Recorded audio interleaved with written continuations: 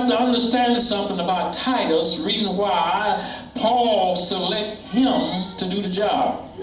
First of all, we need to understand that since he was taken as a Greek, you can find it for yourselves. If anyone wanted to read in Galatians, they can find it for themselves. He was a Greek that Paul had brought in. And as he brought him in, there was a question that went out: should we circumcise him because he is a Greek? Now, Paul set the record straight because he said we should not circumcise him because after all he's in the church. And the reason why he said it is because whenever we get people that come inside of the church and we want them to conform to our ways and not the Lord's ways, we make them feel as though they are not good enough to be in the church. But when we start trying to tell people that they need to change to live like me, and me is not living according to God's word,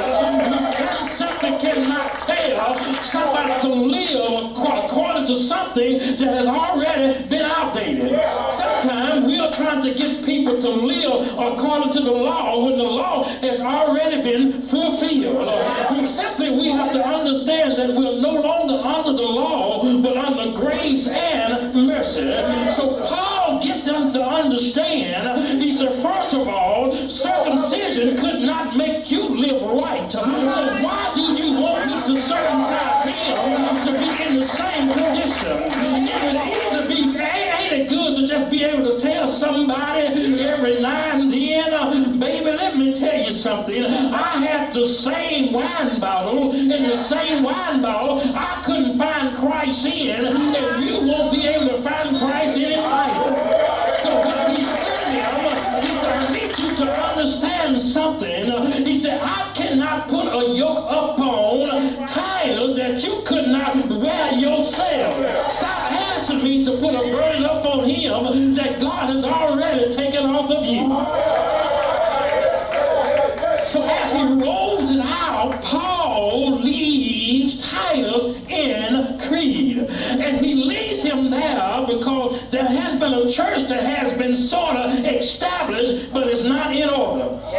We've seen that before. A lot of us can testify to the fact that we went out and we bought puzzles before, and you bought a jigsaw puzzle, a zigzag puzzle, and all kind of puzzles, and tried to put them together. You had all the pieces, but you had to put them together. And notice that sometimes the bigger the puzzle, the more attention that it needs. Sometimes the bigger the puzzles, the more the pieces look like they fit in that spot. But I happen to know that whenever you get a small puzzle that has big slots, it's easy to match up where it goes. But I dare you to start expanding your horizon and then start trying to put the pieces together. So he tells Titus, he said, Titus, I'll leave you in Crete. First of all, you got to understand that I would not have called you if I didn't think you was capable of having a job. I would not have left you there if I didn't think that you was able to fulfill the mission. So understand, Titus, that everything that you need is there in Crete. He said, first of all, you need to understand what Jesus said, that for the harvest is truly plenteous, but the laborers are few. He said, so I'm going to send you amongst some people that need to have things set in order.